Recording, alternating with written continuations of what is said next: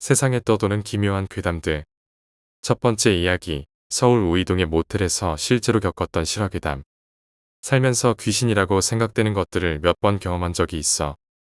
하지만 대부분 나 혼자만 겪은 거라 정말 확실하다고 말하긴 어려웠거든. 근데 이건 둘이 같이 겪은 거라 이렇게 글을 써보려고 해.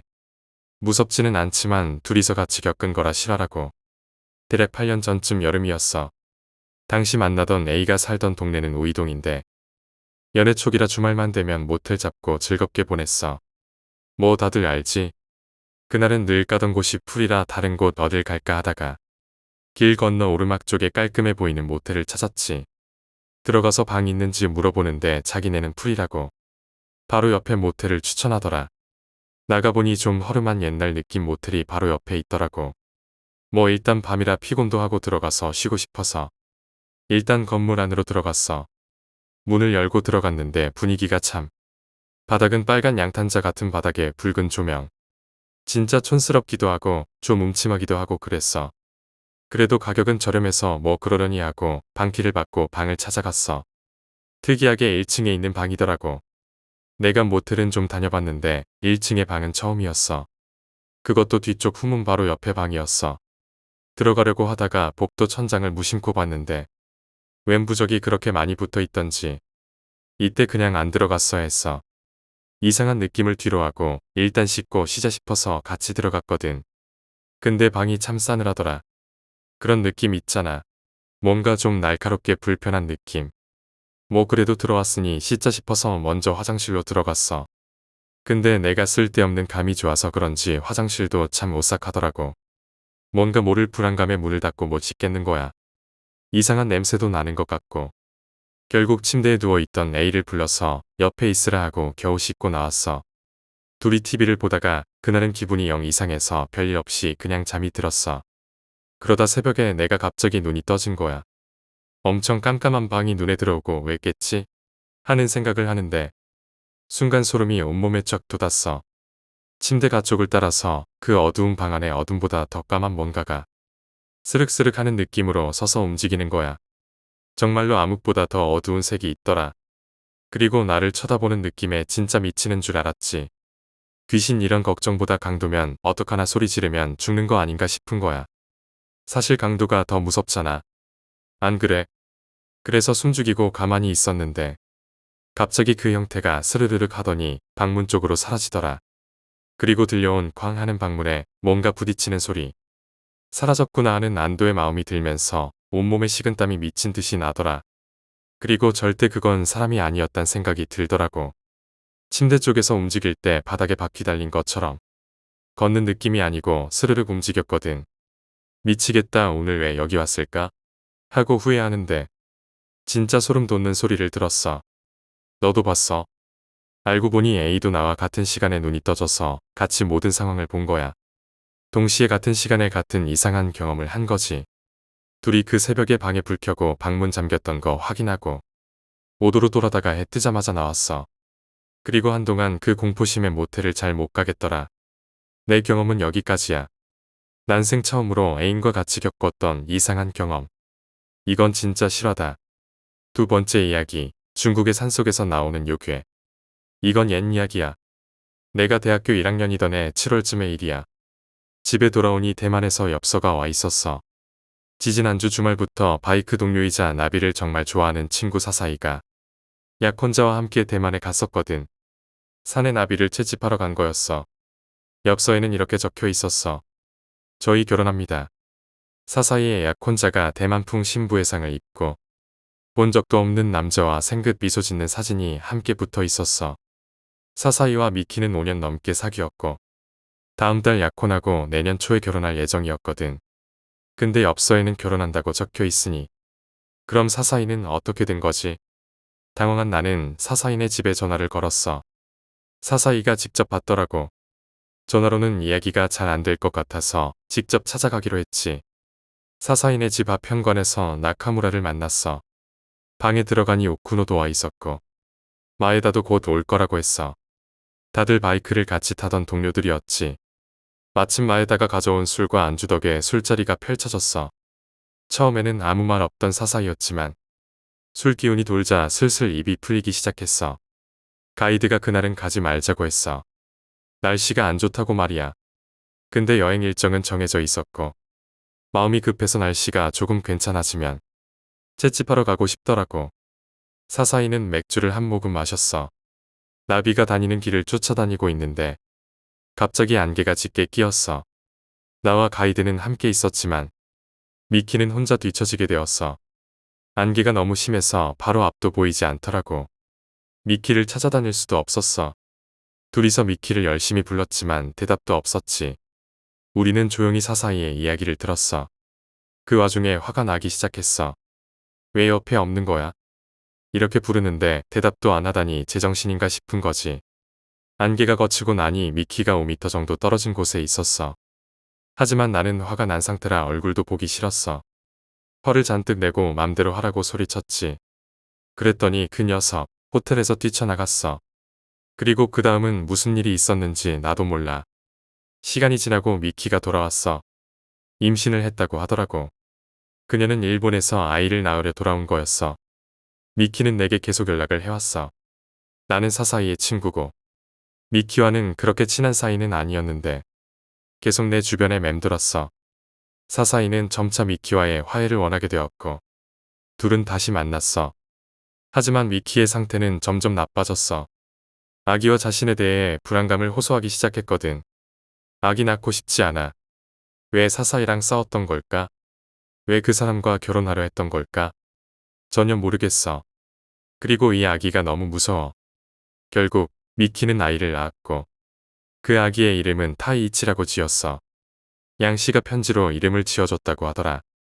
그런데 미키는 점점 더 불안해졌고 결국 어느 날 미키는 집에서 난동을 부리기 시작했어. 미키는 이렇게 외쳤어. 이 아기는 괴물이야.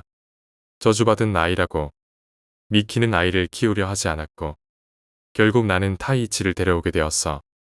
시간이 지나 미키와 사사이는 사고로 세상을 떠났어. 그들의 장례식에서 미키의 남편이라는 양씨가 찾아와 타이이치를 데려가겠다고 했어. 그리고 그때 한 친구가 내게 말해줬어. 혹시 화권이 뭔지 알아? 화권. 중국 산속에서 나오는 요괴야. 사람 여자를 취해서 아이를 낳게 한 다음 그 아이를 데리고 사라진다는 전설이 있어. 보통 그런 아이들은 산에 들어가 요괴가 된다고 하더라고. 그 이야기를 들은 후로 난 그 아기가 어떤 존재였을지에 대해 생각하게 되었어. 지금도 그때가 떠오르면 묘한 기분이 들곤 해. 세 번째 이야기, 검은 우산의 남자. 나는 사실 가위에 매우 잘 눌리는 체질이야. 네, 물론 내가 무서운 것을 마주한 경험이 없다고 했지만 가위라는 건 진짜 초자연적인 무언가가 간섭하는 것인지 아니면 그냥 신체 리듬이 깨져서 오는 수면 장애인지 잘 모르잖아. 실제로는 무해하다고도 하고 그래서 명확하지 않으니까 무서운 경험으로 인정하지도 부정하지도 않고 그냥 넘어갔어. 하지만 가위는 꽤나 자주 나를 괴롭혔지. 특히 할머니가 돌아가신 후 그 일이 벌어졌어.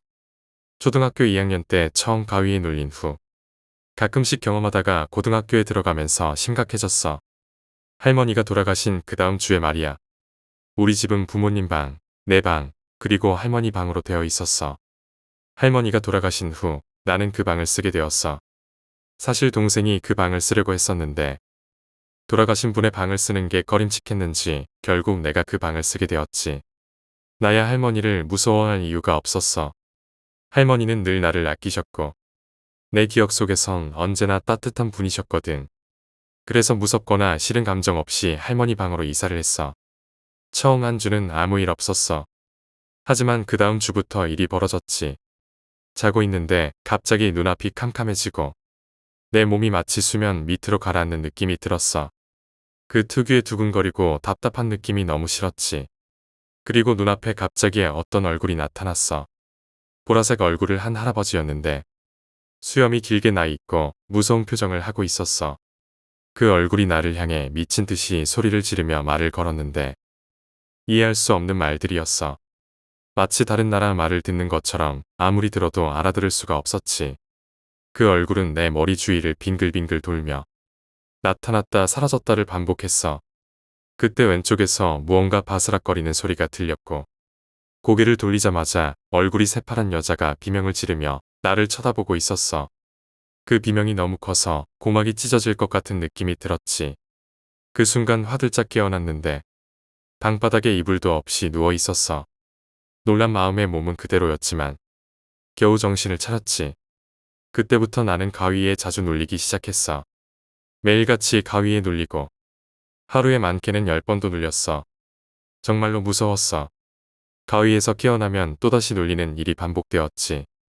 그때쯤 나는 가위가 아무리 무해하다 하더라도 정신적으로는 정말 큰 스트레스를 준다는 걸 알게 되었어. 그동안 가위에 눌리며 이상한 것들을 많이 봤지. 목소리만 들리거나 내 눈 위에 서서 나를 내려다보는 여자, 창문을 두드리는 노인, 침대 위에서 뛰어다니다 책상 밑으로 사라지는 꼬마아이. 그런 것들을 수도 없이 겪었어. 결국 병원에 가봤지만 의사들은 스트레스를 줄이라고만 하더라. 수면제를 권해주기도 했지만 별다른 해결책은 없었어. 그때부터 스스로 가위를 풀 방법을 터득했어. 처음에는 손가락 끝부터 힘을 줘서 몸의 주도권을 회복하려고 했는데 잘 안 되더라. 나중에는 허리에 힘을 모았다가 한 번 해주면 잠에서 깨어나는 방법을 터득했어. 그 다음엔 꿈속에서 자각몽을 꾸며 가위에서 빠져나오는 방법을 배웠지. 결국 시간이 지나 대학에 가면서 가위에 눌리는 일이 점점 줄어들었어. 하지만 가위에 눌릴 때마다 나는 그때 본 검은 우산을 쓴 남자를 떠올리게 되었어. 얼마 전 그 남자가 다시 내 꿈속에 나타났어. 그 꿈은 전에 꾼 적이 있던 꿈이었어. 학교에서 친구들과 놀다가 갑자기 친구들이 사라지고 검은 롱코트를 입은 남자가 나타나는 꿈이었지. 남자가 아이들을 죽이고 나는 도망쳤어. 꿈속에서 학교 후문으로 나가려고 했지만 문이 잠겨 있어서 결국 담을 넘어 탈출했던 기억이 생생했어. 이번엔 그 꿈을 다시 꾸면서 아이들에게 이렇게 말했어. 저 남자가 곧 칼을 들고 따라온다. 살고 싶으면 나가라. 그 순간 모든 아이들과 롱코트를 입은 남자가 나를 쳐다봤어. 그리고 그때 한 아이가 나에게 이렇게 말했어. 산 사람이네. 온몸에 소름이 쫙 돋았어. 꿈속 존재들이 나를 알아본 것 같은 느낌이었거든. 그 남자는 뒤에서 따라오며 무언가를 외쳤지만 알아들을 수 없는 말들이었어. 나는 꿈에서 깨려고 했고 결국 3초 만에 깨어났어. 하지만 그 순간에도 그 남자의 말이 들렸어. 꿈속 존재가 현실까지 따라온 것 같아서 정말 소름이 끼쳤어. 그날 밤 나는 무서워서 우리 집에서 기르던 강아지를 끌어안고 잤어. 다음날 낮에도 그 남자의 말이 계속 떠올랐어. 산 사람이네. 며칠 후 낮잠을 자다가 다시 가위에 눌렸어. 현실에 있는 것들은 모두 보였지만 창문 밖에서 누군가가 두드리고 있었어. 우산을 든 남자였어. 그때 삽살개가 갑자기 창문 쪽을 향해 맹렬하게 짖기 시작했지. 강아지가 계속 창문 쪽을 보고 짖는데 그게 너무 무서웠어. 그 남자가 진짜 있었던 걸까? 하지만 나중에 깨달았어. 그건 그저 꿈속에서 일어났던 일이라는 걸 말이야. 그래도 그 기억은 여전히 생생하게 남아있어. 이건 내가 경험한 세 번째 괴담이야. 이 이야기를 마치고 나니 여전히 그 검은 우산을 든 남자의 존재가 섬뜩하게 떠오르네. 네 번째 이야기, 이상한 음악. 이 이야기는 내 지인 FC의 경험담이야. FC는 미장이 일을 하고 있는 사람인데 어느 날 언덕 위에 있는 마을 휴게소에 벽화를 그려 넣는 벽을 짓는 일을 맡았어. 그 휴게소는 정말 한적한 곳에 있었고 주변에 민가도 없고 차도 거의 다니지 않는 곳이었지. 지붕이 달린 벤치와 화장실 정도만 있는 작은 휴게소였어. 일은 무사히 진행되었고 마지막 날 오전에 의뢰자가 현장을 확인하러 오기로 했어. 일이 끝나면 바로 돌아가도 되었지만 FC는 잠시 쉬기로 하고 근처 산에 들어가 도시락을 먹기로 했대. 며칠 동안 그곳에서 일을 하면서 주변 풍경을 한 번도 제대로 보지 못했거든. 얼룩조리대가 무성한 오솔길을 따라 걷다 보니 작은 공터가 나왔고 그곳에는 작은 사당이 있었어. FC는 그 사당에 가볍게 참배를 하고 공터에 앉아 도시락을 꺼내 먹기 시작했지.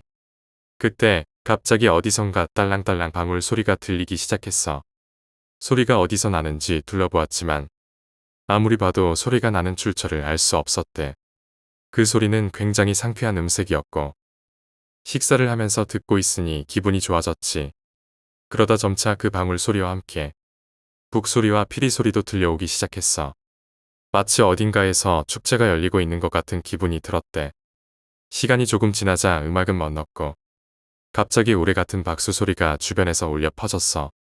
너무 자연스러워서 FC도 무심코 같이 박수를 쳤다고 하더라.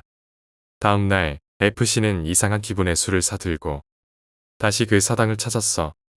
그런데 그곳에는 더 이상 사당이 없었어. 사당이 있었던 자리에 작은 비석 하나만 덩그러니 남아 있었지. 그 비석에는 이곳에는 과거 사당이 있었습니다라고 적혀 있었고 오랜 세월 동안 이 키에 덮여 거의 보이지 않았다고 해. FC는 그날 들었던 방울 소리와 음악이 무엇이었는지 지금도 알 수 없다고 했어. 그 사당에서 무슨 일이 있었던 걸까? 아무도 모르는 그곳에서 FC가 들었던 그 이상한 음악은 그저 환상이었을까 아니면 다른 무엇이었을까?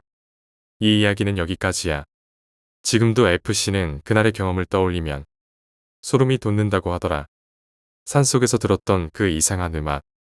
그것이 정말 무엇이었는지는 아직도 미스터리로 남아있어. 다섯 번째 이야기. 오래된 학교의 기묘한 교실. 이번 이야기는 내가 중학교 때 겪었던 일이야. 그때 학교 건물이 정말 오래됐었거든. 건물 벽마다 금이 가 있고 복도는 삐걱거리며 소리가 나서 학생들 사이에서도 항상 이상한 소문이 많았어. 특히 3층 끝쪽에 있는 3-2반 교실은 몇 년 동안 아무도 사용하지 않고 비워둔 상태였는데 그곳에서 이상한 소리나 빛이 보인다는 얘기가 떠돌았지. 어느 날 친구들과 나는 호기심에 그 교실에 한번 가보기로 했어. 무서운 이야기들이 많았지만 그날따라 괜히 겁없이 그 교실에 들어가 보고 싶었거든. 학교가 끝나고 저녁이 될 무렵 우리는 학교에 몰래 남아서 3-2반 교실로 향했어. 교실 문은 잠겨 있지 않았고 낡은 문을 밀고 들어가자마자 먼지 냄새가 확 풍겼어. 교실 안은 생각보다 더 음침했어. 바닥에는 낡은 책상과 의자가 여기저기 흩어져 있었고 창문은 오래된 먼지 때문에 뿌옇게 보였어. 우리는 교실을 둘러보며 긴장한 채 속삭였지. 그러다 갑자기 창문 쪽에서 이상한 소리가 들렸어. 처음엔 바람 소리인 줄 알았는데 뭔가 희미하게 중얼거리는 소리였어. 우리는 모두 그 소리가 나는 쪽을 쳐다보았어. 그 순간 창문 너머로 희미한 빛이 스르륵 지나가는 걸 본 거야. 너무나 갑작스러운 일이었고 우리는 순간적으로 그 자리에 얼어붙었지. 하지만 그게 끝이 아니었어. 갑자기 교실 문이 천천히 삐걱거리며 닫히는 소리가 들렸어. 분명 우리가 문을 열어둔 채 들어왔는데 어느새 문이 스르륵 혼자 닫히고 있었던 거야. 그때 정말 등골이 오싹해졌어. 우리 모두 말 한마디 못하고 그 문을 바라보고 있었어. 그러다 친구 중 한 명이 갑자기 비명을 지르며 뭔가 있다 하고 소리쳤어. 우리는 그 말을 듣자마자 혼비백산의 교실을 뛰쳐나왔어. 복도를 미친 듯이 달려 계단을 내려오는데 마치 뒤에서 누군가 우리를 쫓아오는 듯한 느낌이 들었어. 다들 무서움에 벌벌 떨며 학교를 빠져나왔지. 그 이후로는 그 교실에 다시 가본 적 없어. 그 교실에서 우리가 본 게 무엇이었는지, 왜 그날 그런 일이 일어났는지는 아직도 알 수 없어. 그저 오래된 건물과 기묘한 교실이 만들어낸 섬뜩한 분위기 때문이었을지도 모르겠지만 그날의 공포는 정말 잊히질 않아. 아직도 가끔 그 교실을 떠올리면 그곳에서 들었던 그 중얼거림과 문이 혼자 닫히던 순간이 생생하게 떠올라. 지금도 그 학교는 오래된 건물로 남아있는데 아무도 그 교실에 다시 들어가 본 적은 없다고 하더라. 이 이야기는 여기서 끝이야. 우리가 그날 겪었던 일, 그게 진짜였는지 아니면 우리가 너무 겁에 질려서 환각을 본 것인지는 모르겠어. 하지만 한 가지 확실한 건 그날 이후로 그 교실에 대한 이야기는 우리 학교에서 전설처럼 남았다는 거지. 여섯 번째 이야기, 이상한 택배 상자. 이번 이야기는 내 친구 K가 겪은 일이야. K는 혼자 사는 자취생인데 언제부턴가 집에 이상한 택배 상자가 도착하기 시작했대. 처음에는 잘못 배달된 건가 싶어서 별 생각 없이 돌려보냈는데 그런 상자가 계속해서 도착하는 거야. 상자는 평범한 택배 상자였지만 주소는 분명 K의 집으로 되어 있었고 수취인 이름도 정확히 K였어.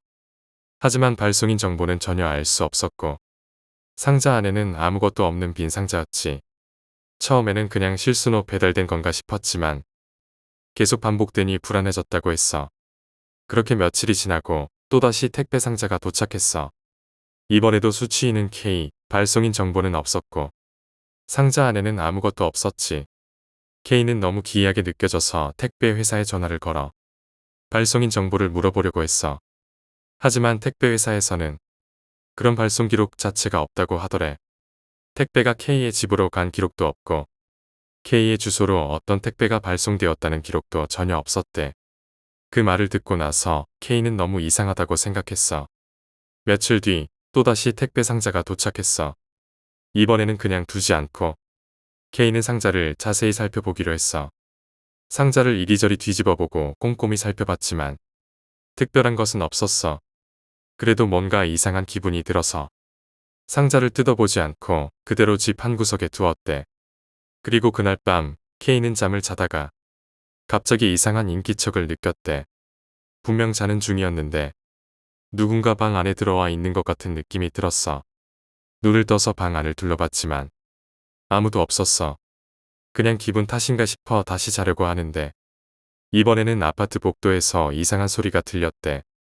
K는 이상한 예감이 들어서 문을 잠그고 다시 침대로 돌아갔어. 그런데 그 순간 거실에서 무언가 바스락거리는 소리가 들렸대.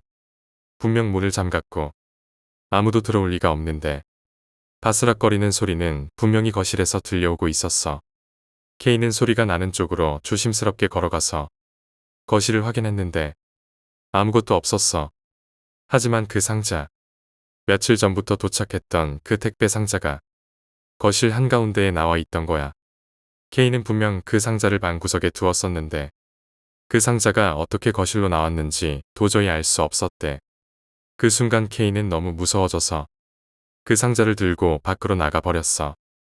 그리고 바로 근처 쓰레기장에 버리고 집으로 돌아왔지. 그 이후로는 더 이상 그런 상자가 도착하지 않았다고 해. K는 그 상자가 왜 자꾸 배달되었는지, 그 상자 안에 무엇이 있었는지 끝까지 알 수 없었대. 그저 상자가 거실에 나와 있던 그 순간이 정말 소름 끼쳤다고 하더라. 이 이야기는 여기서 끝이야.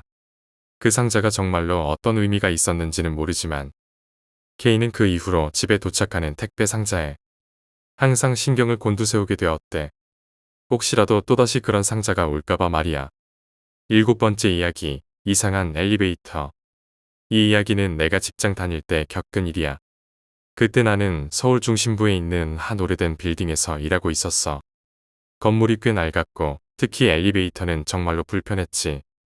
엘리베이터는 몇 대밖에 없어서 자주 고장도 나고 타는 사람들도 많아서 항상 붐볐어. 하루는 퇴근 후 늦은 밤까지 사무실에서 일을 하고 있었어. 다 끝내고 나니 시간이 꽤 늦었더라고. 건물이 조용해졌고 엘리베이터를 타고 내려가려고 했지. 그런데 엘리베이터 버튼을 누르자마자 보통보다 훨씬 빨리 엘리베이터가 도착했어. 문이 열리자 엘리베이터 안은 텅 비어 있었어. 보통 그 시간에는 엘리베이터를 기다리는 사람들도 없고 직원들도 거의 다 퇴근한 상태였으니까 크게 신경 쓰지 않고 타기로 했어. 엘리베이터에 타고 내려가는데 갑자기 이상한 소리가 들리기 시작했어. 처음에는 기계 소리인 줄 알았는데 뭔가 희미하게 중얼거리는 소리 같았어. 처음에는 소리가 아주 작아서 잘 들리지 않았는데 점점 그 소리가 커지는 거야. 마치 누군가 엘리베이터 안에 나와 같이 있는 것처럼 느껴졌어. 등골이 서늘해지면서 나는 천천히 뒤를 돌아봤어. 그런데 아무도 없었어. 그냥 엘리베이터 안에 나 혼자였어. 그 순간 엘리베이터가 갑자기 멈추더니 불이 깜빡거리기 시작했어. 갑자기 소름이 돋기 시작했지. 엘리베이터가 멈춘 층은 중간층도 아닌 그 누구도 쓰지 않는 지하 2층이었어. 나는 공포감에 휩싸였지만 다시 문이 열리기를 기다렸어. 문이 열리자마자 나는 그 층이 너무나도 음침하고 낯설다는 걸 느꼈어. 지하 주차장으로 이어지는 층이긴 했지만 그곳에는 아무도 없었고 빛도 거의 없었어. 그때 엘리베이터 문이 열리고 그곳의 어둠 속에서 뭔가가 보이는 듯했어. 아주 희미하게 형체가 없는 그림자 같은 것이 움직이는 게 느껴졌어. 하지만 제대로 보이지는 않았어. 그저 누군가 거기 있다는 느낌만 확실했지. 나는 너무 무서워서 문이 다시 닫히길 바라며 엘리베이터 벽에 바짝 붙어 서 있었어. 다행히도 문은 곧 닫혔고 엘리베이터는 다시 움직이기 시작했지. 하지만 그 순간 갑자기 엘리베이터 안에 그 중얼거리는 소리가 더욱 크게 들려왔어. 그 소리는 마치 누군가 내 바로 귀 옆에서 뭔가를 말하고 있는 것처럼 생생했어. 나는 공포에 질려서 버튼을 마구 눌렀지만 엘리베이터는 한참 동안 내려가지 않았어. 다행히도 결국 엘리베이터는 1층에 도착했고 문이 열리자마자 나는 뛰쳐나왔어. 1층 로비에는 경비원 한 명이 있었는데 내가 너무 겁에 질린 얼굴로 뛰어나오니까 무슨 일이냐고 물어보더라고. 나는 너무 당황해서 엘리베이터에 문제가 있었던 것 같다고만 말하고 곧장 건물을 빠져나왔어. 그날 이후로 나는 그 엘리베이터를 타는 게 정말 무서웠어. 그 후로는 가급적이면 계단을 이용하려고 했고 늦은 밤에는 절대 혼자 엘리베이터를 타지 않으려고 했지. 이 이야기는 여기까지야. 내가 그때 겪었던 이상한 엘리베이터 경험은 아직도 생생하게 기억나. 엘리베이터 안에서 들었던 그 중얼거리는 소리가 정말로 무슨 소리였는지, 그날 밤에 지하 2층에서 본 게 무엇이었는지 아직도 알 수 없어. 하지만 그 이후로 나는 엘리베이터를 탈 때마다 늘 조심하게 되었지. 8번째 이야기, 숲속에서 들려온 발소리. 이 이야기는 내가 대학 시절 겪었던 일인데 당시 친구들과 캠핑을 갔을 때 있었던 일이야. 우리는 자연을 좋아해서 자주 산으로 캠핑을 가곤 했어.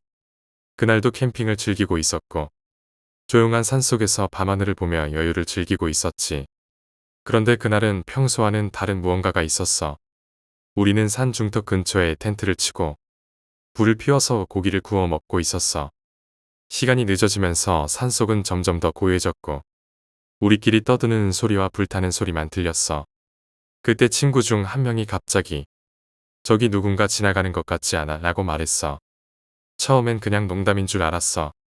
하지만 친구가 계속 뭔가 신경 쓰이는 듯이 숲속 어둠을 응시하고 있었어. 우리가 장난치지 말라고 하자 친구는 눈이 커지면서 이렇게 말했어. 정말이야. 아까부터 발소리가 들렸어. 누군가 우리 주변을 걷고 있는 것 같아. 우리는 다들 긴장하면서 주위를 둘러봤어. 하지만 아무도 없었고 소리도 들리지 않았어.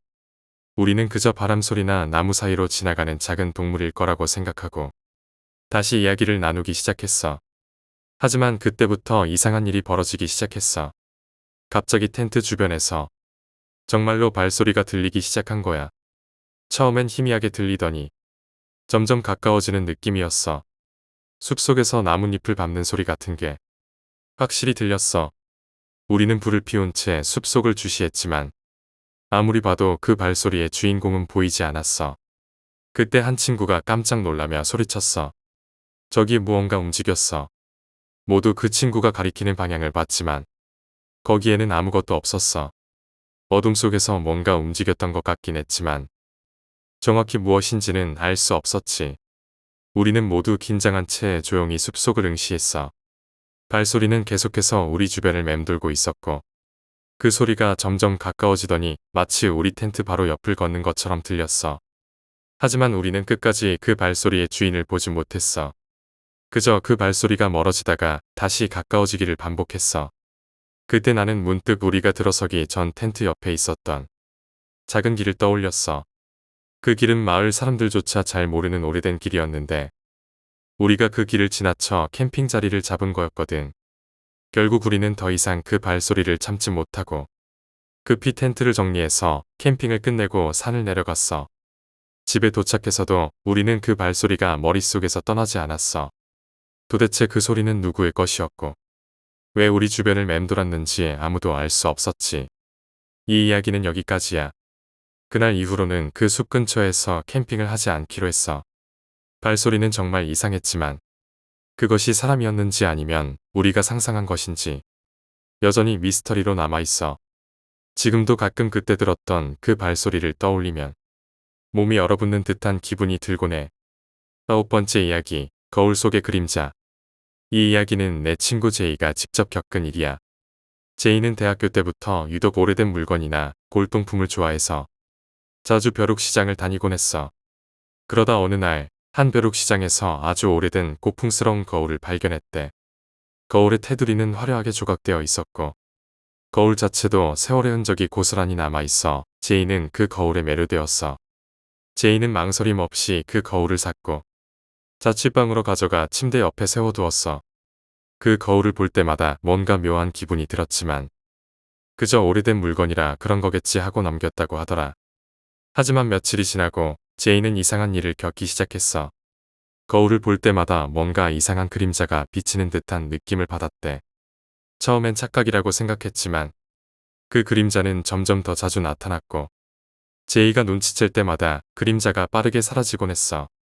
하루는 늦은 밤 제이가 침대에 누워 거울을 보는데 거울 속에서 분명 자신의 모습 뒤쪽으로 뭔가가 스르르 지나가는 걸 본 거야. 너무 놀란 제이는 그 즉시 일어나서 거울을 자세히 들여다봤지만 거울 속에는 아무것도 없었어. 그저 제이 자신의 모습만 비추고 있었지. 그 일이 있은 후로 제이는 그 거울을 볼 때마다 점점 더 불안해졌어.